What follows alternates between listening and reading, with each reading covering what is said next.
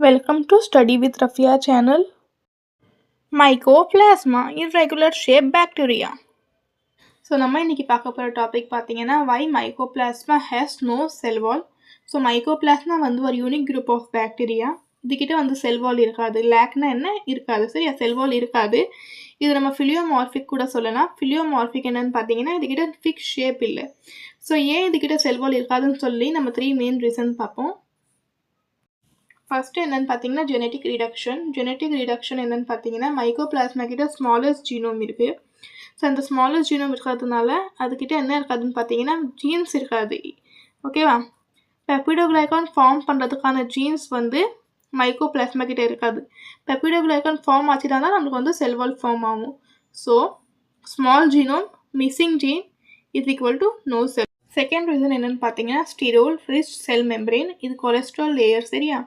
இதுக்கிட்ட செல் வால் இல்லைன்னா இதுக்கிட்ட என்ன இருக்குன்னு பார்த்தீங்கன்னா மைக்கோபிளாஸ்மா கிட்ட ஒரு ஸ்பெஷல் மெம்பரேன் ப்ரெசென்ட்டாக இருக்கும். அந்த மெம்பரேனோட பேர் தான் நம்ம ஸ்டீரோல்ஸ் சொல்லுவோம். இது வந்து கொலஸ்ட்ராலோட லேயர். இது என்ன பண்ணுன்னு பார்த்தீங்கன்னா அந்த மெம்பரேனே மைக்கோபிளாஸ்மாவை என்ன பண்ணுன்னு பார்த்தீங்கன்னா ஸ்ட்ராங் ஆகும். ஃப்ளெக்சிபிள்னா என்ன, ஷேப் சேஞ்ச் ஆகிட்டே இருக்கும். ரெசிஸ்டன்ட் டு ஆஸ்மோட்டிக் ப்ரெஷராக இது கண்ட்ரோல் பண்ணும். தேர்ட் வந்து survival strategy and adoption. Mycoplasma usually வந்து ஹோஸ்ட் செல்குள்ளே தான் ப்ரெசென்ட்டாக இருக்கும். அந்த ஹோஸ்ட் செல் அனிமலாக கூட இருக்கலாம், ஹியூமன்ஸாக கூட இருக்கலாம்.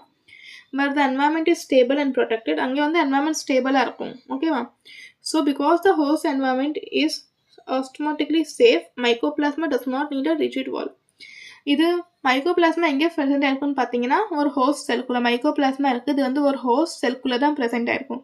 ஸோ ஹோஸ்ட் செல்குள்ளே ப்ரெசென்ட் ஆகிறதுனால அதுக்கு வந்து என்வாயன்மெண்ட் ஸ்டேபிளாக தான் இருக்கும். என்வாயன்மெண்ட் அதுக்கு கம்ஃபர்டபுளாக தான் இருக்கும். ஸோ அது செல்வால் இல்லாமல் கூட உயிர் வாழும் இந்த என்வாயன்மெண்ட்டில், சரியா? That's why mycoplasma is naturally resistant to penicillin. ஏன்னா பெனிசிலின் ஆன்டிபயோட்டிக் எதில் ஒர்க் ஆகும்னு பார்த்தீங்கன்னா பாக்டீரியாவோட செல்வால். ஓகேவா?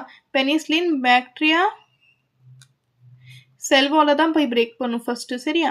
ஸோ மைக்கோபிளாஸ்மா கிட்ட அந்த செல்வாலே இல்லை. ஸோ நம்ம பெனிசிலின் வந்து அதுக்கு ரெசிஸ்டண்ட்டாக ஒர்க் பண்ணும். பெனிசிலின் நம்ம அந்த பாக்டீரியாவை கில் பண்ணுறதுக்கு கொடுத்தா கூட பெனிசிலின் வந்து அந்த பாக்டீரியாவை கில் பண்ணாது. ஓகேவா? ஸோ நம்ம இதோட ஸ்ட்ரக்சரை பார்ப்போம்.